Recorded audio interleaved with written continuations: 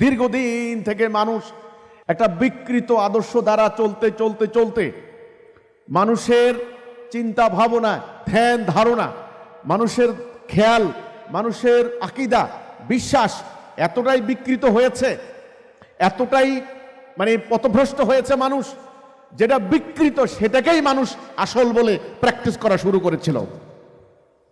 আজ থেকে ১৫০০ বছর আগে রাসূল আকরাম সাল্লাল্লাহু আলাইহি সাল্লাম তিনি যখন এসে কলেমা তাওহীদের ঘোষণা দিলেন যে তোমরা যেগুলি করছো এগুলি নয়, এগুলি ভুল।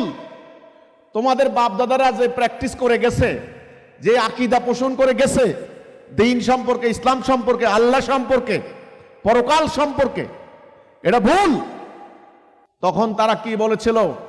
তারা বলেছিল এই আব্দুল্লাহর বেটা মুহাম্মদ সাল্লাল্লাহু আলাইহি সাল্লাম, মুহাম্মদ আমাদের ধর্ম ধ্বংস করতে আসছে। আমাদের বাপ দাদা 14 পুরুষ যেমনে গেছে আমরা অমনি যাব। একথা বলে নাই? ও মুরতাদ হইছে, মুরতাদ। ও মুরতাদ হইছে, মুরতাদ মানে ধর্মত্যাগী, মুরতাদ। ও পাগল হয়ে গেছে, পাগল হয়ে গেছে, ওরে জিনে পাইছে, এই ধরনের আরো কথাবার্তা। ওর কথার মধ্যে জাদু আছে, জাদু।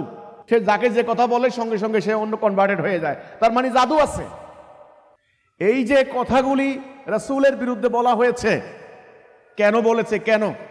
কারণ, আবার বলছি, কারণ একটা সমাজ যখন শতাব্দীর পর শতাব্দী ধরে একটা বিকৃত জীবন ব্যবস্থা প্র্যাকটিস করতে করতে করতে করতে তাদের মন মগজে, তাদের চিন্তা ভাবনায়, তাদের অস্থি মজ্জায় ওই বিকৃতি এমনভাবে ঢুকে যায় তারা আর সেখান থেকে বেরিয়ে আসতে চায় না, পারে না।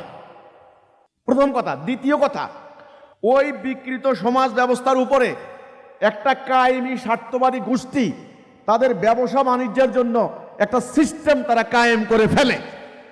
যখনই আপনি ওই বিকৃত সিস্টেমের উপরে আঘাত করবেন তখন ওই স্বার্থবাদী ব্যবসায়ী গোষ্ঠীটির স্বার্থে আঘাত লাগে।